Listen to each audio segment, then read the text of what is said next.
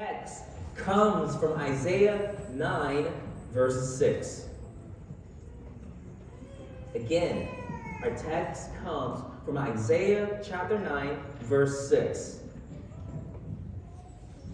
And it reads, "For to us a child is born, to us a son is given, and the government shall be upon his shoulder, and his name shall be called Wonderful Counselor, Mighty God, Everlasting Father, Prince of Peace." It's important for us to consider the background of Isaiah chapter 9, verse 6. Isaiah is an Old Testament prophet that has been given the responsibility to deliver a warning to Israel's corrupted leaders. If they continue to persist in idolatry and rebel against their covenant with God, they will receive God's judgment. God intends to use the Assyrian Empire to carry out God's judgment against the nation of Israel. However, Isaiah's warning is combined with the message of hope. Isaiah believes that God would fulfill his promise even in the midst of judgment. In Isaiah 6:13, Israel is depicted as a tree that has been chopped, and its stump has been burned and scorched. However, God says that this small, smoldering stump is a holy seed that will survive. God will deliver its people from oppression. But how does God intend to do that? The answer lies in our passage today. The answer lies in the coming of a person, a holy seed, who is born. See, this person will not simply fall from heaven into earth. He is not simply created in thin air. But this person who is coming, he is born. Theologians, we call this the incarnation of Jesus Christ. The word incarnation means the act of being made flesh. Jesus, the Son of God, clothes himself in human flesh. The Son of God does not lose his divinity, but rather he sets it aside and takes on human limitations. We see Jesus hunger. He hungers in the 40 days in the wilderness after he is baptized, after the Holy Spirit leads him into the 40 days in the wilderness. And Jesus hungers, such as us right now.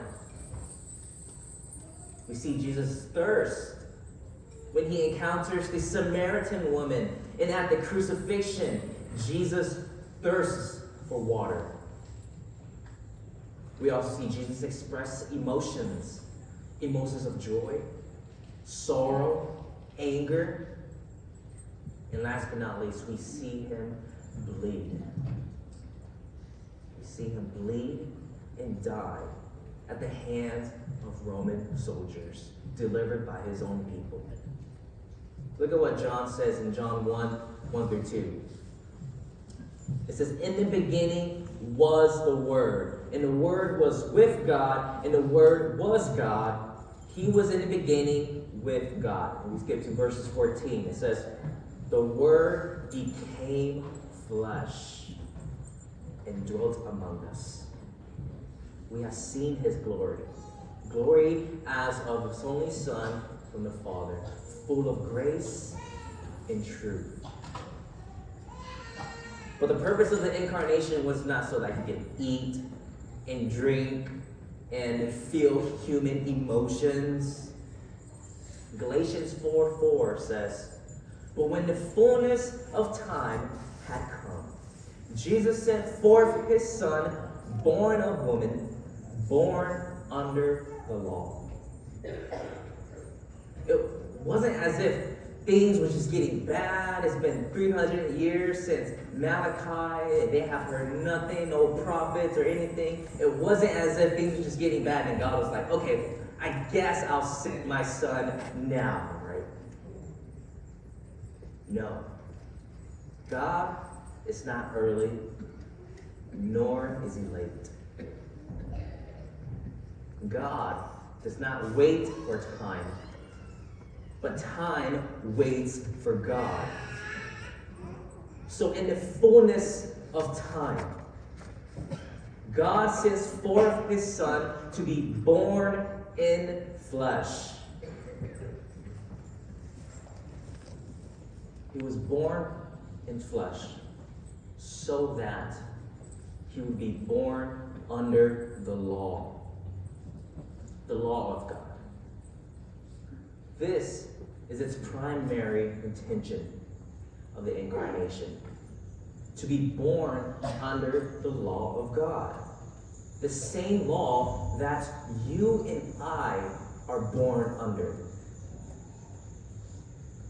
And that same law that you and I fail every single day. We are deserving of God's wrath. We are deserving of judgment because we have failed to keep the law of God. Galatians chapter 4, verses 5, we continue. It says, to redeem those who are under the law, so that we might receive adoptions as sons. Christ came in the flesh, under the law, to fulfill the law in our behalf.